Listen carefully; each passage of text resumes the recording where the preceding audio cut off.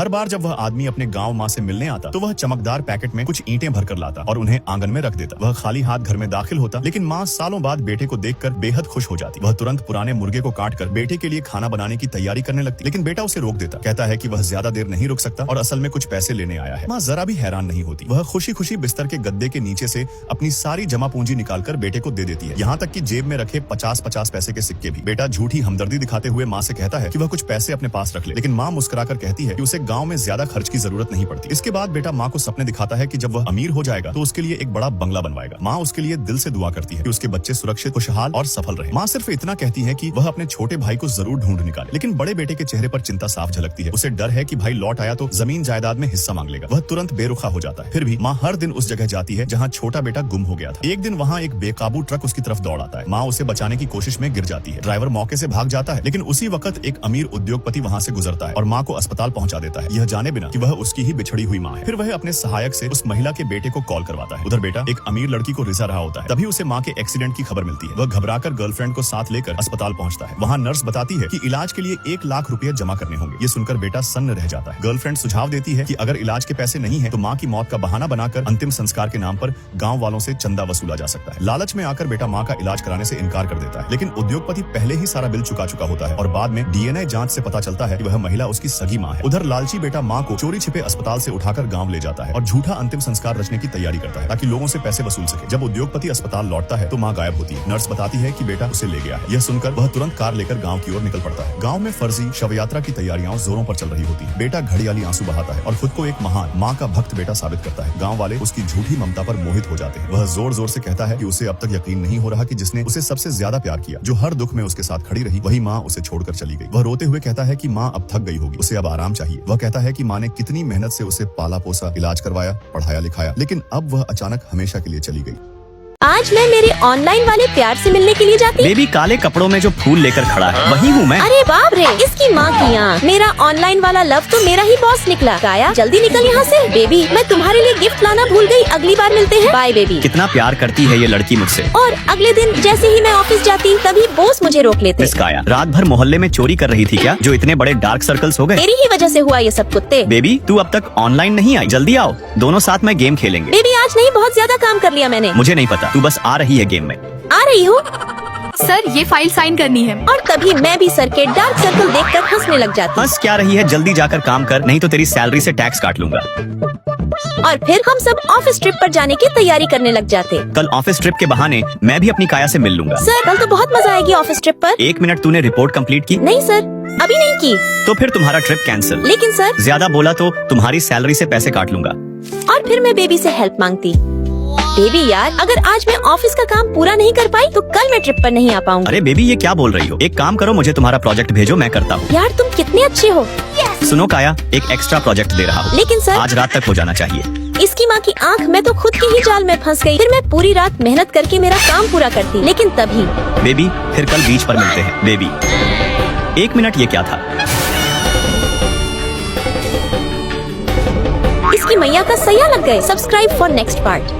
एक आदमी जब पहले दिन ऑफिस आया तो यह देखकर चौंक गया कि ऑफिस की सभी लड़कियां बेहद खूबसूरत और स्टाइलिश थीं। उसने मन ही मन सोचा, ये तो किसी सपने जैसा ऑफिस है। वह अभी ये सब देख ही रहा था कि पास बैठी एक लड़की मुस्कुराकर बोली, अभी तो तूने कुछ भी नहीं देखा, ये तो सिर्फ ट्रेलर है, असली पिक्चर तो अभी बाकी है। वो आदमी हैरान होकर बोला, मतलब? लड़की ने जवाब दिया, मतलब हमारी बॉस इस शहर की सबसे खूबसूरत औरतों में से एक है। जब तू उसे देखेगा ना तब असली सुंदरता का मतलब समझेगा। आदमी ने पूछा, क्या उसकी कोई फोटो है? लड़की बोली, नहीं यार, वो बहुत प्राइवेट है, ऑनलाइन कुछ मिलता ही नहीं। लेकिन उस आदमी ने कभी सोचा भी नहीं था कि जिसकी इतनी तारीफ हो रही है वो लड़की और कोई नहीं बल्कि उसकी नई बीवी निकलेगी। कुछ दिन पहले जब वो आदमी कंपनी के गेट के पास खड़ा था तो एक बूढ़ी सफाई कर्मी औरत आई। वो हर मेल एम्प्लॉय से मोबाइल नंबर मांग रही थी, लेकिन सभी ने उसे इग्नोर कर दिया। सिर्फ यही आदमी था जिसने आदर से बात की और अपना नंबर दे दिया। उस बूढ़ी औरत ने मुस्कुराकर कहा, बेटा तू तो मेरे लिए परफेक्ट दामाद है। वो आदमी थोड़ा असमंजस में पड़ा, लेकिन बात को न नहीं कहा पाया। थोड़ी देर बाद अचानक उसी सफाई कर्मी बूढ़ी औरत ने मोबाइल निकालकर कॉल किया, ऑफिस के बाहर आने को कहा। हे डूइंग, नीचे आ जाओ बेटा, मैंने तुम्हारे लिए एक परफेक्ट पत्नी ढूंढ ली है। थोड़ी देर बाद एक सिंपल सिंपल कपड़ों में खूबसूरत लड़की वहाँ आई। वो आदमी हैरान रह गया क्योंकि वह लड़की कोई और नहीं बल्कि उनकी ऑफिस की जॉब करने वाली एक लड़की थी। तब पता चला कि वो बूढ़ी औरत असल में उस लड़की की दादी थी, जो डरती थी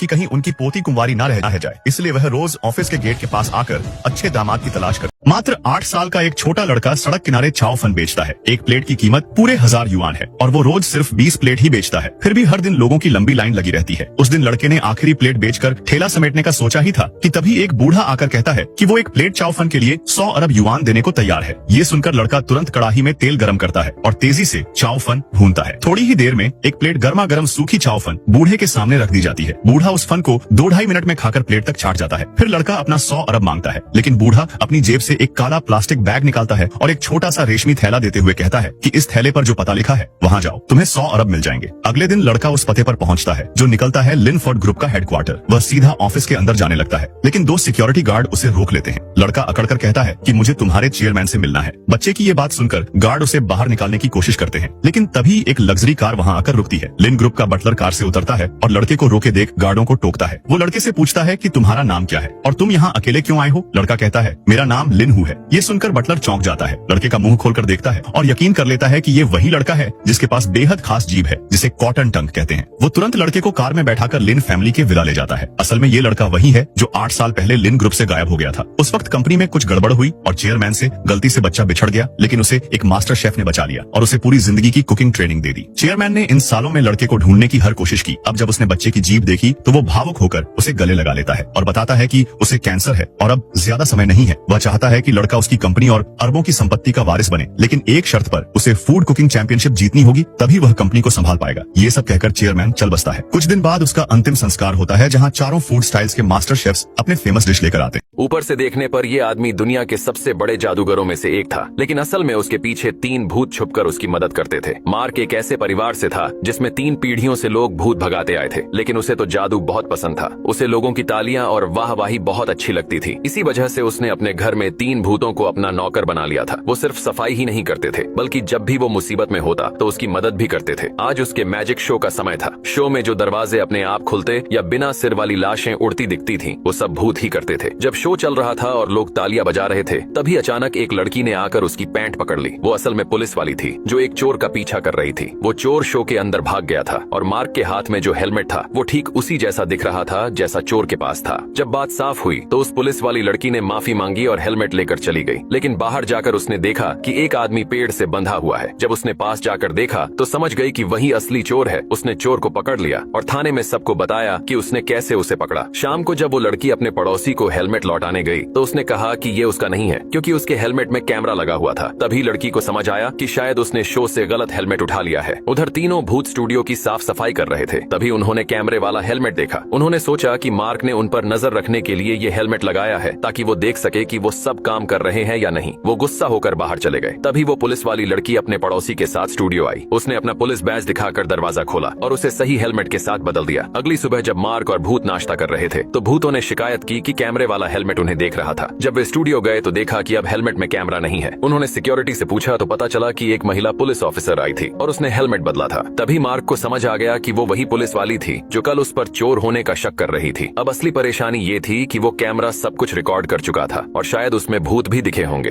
किसने बोला कि मेरा बॉयफ्रेंड नहीं है? अच्छा, तो फिर कल पार्टी में अपने बॉयफ्रेंड के साथ आना। हाँ ठीक है, ले आऊंगी। इसकी माँ की आँख, अब मैं बॉयफ्रेंड कहाँ से लाऊं? अरे मेरा बाउल। सॉरी यार, तुमने मेरी प्लेट तोड़ दी। मिल गया बकरा। अच्छा, ऐसे ये बाउल कितने का था? पूरे 50 रुपए का। इतना सस्ता? चल मैं तुझे 200 रुपए देती हूँ। मैंने कल किसी को बोल दिया कि बॉयफ्रेंड के साथ पार्टी में आऊंगी, तो तू मेरा बॉयफ्रेंड बन जा। नहीं, तुमने मेरे साथ कुछ कर दिया तो? साले, तुझे बॉयफ्रेंड बनने को नहीं, मेरा बेटा बनने को बोल रही हूँ। एक काम कर, ये ले 300 रुपए रख और अपने लिए अच्छे कपड़े खरीद लेना। और हाँ, कल मैं तुझे इसी जगह लेने आऊंगी अपनी सनरूफ वाली सुपर कार से। 1 मिनट, सनरूफ वाली सुपर कार किधर है? ये है तो सही, देख ऊपर पूरा सनरूफ खुला हुआ है। मैं इस खटारा स्कूटर में नहीं जाने वाला। तू क्या, तेरी आत्मा भी जाएगी। सॉरी, लेट हो गई, बाहर ट्रैफिक बहुत था। वो छोड़, ये बता, ये बच्चा किसका है? अरे वो मेरे हस्बैंड बिजी थे तो मैं अपने बेटे को ले आई। मुझे तो देखकर लग रहा है कि बच्चा और सूट दोनों किराए के हैं। सब छोड़, तू इससे मिल। ये है मेरे हस्बैंड। ये एक बहुत बड़े बिजनेसमैन है। नहीं, ये बिजनेसमैन नहीं है, क्योंकि इनकी ये वॉच भी डुप्लीकेट है। ये वॉच तो 5 करोड़ की है। तुम्हारे पास क्या प्रूफ है कि ये फेक है? क्योंकि असली वाली तो इनके हस्बैंड पहले ही खरीद चुके हैं। अच्छा, तो ऐसा क्या करते हैं इनके हस्बैंड? वो राज ग्रुप के सीईओ है। और ये सुनते ही सभी उस भिखारी बच्चे पर हंसने लग जाते। लेकिन तभी मेरे पापा आ जाते। Subscribe for next part.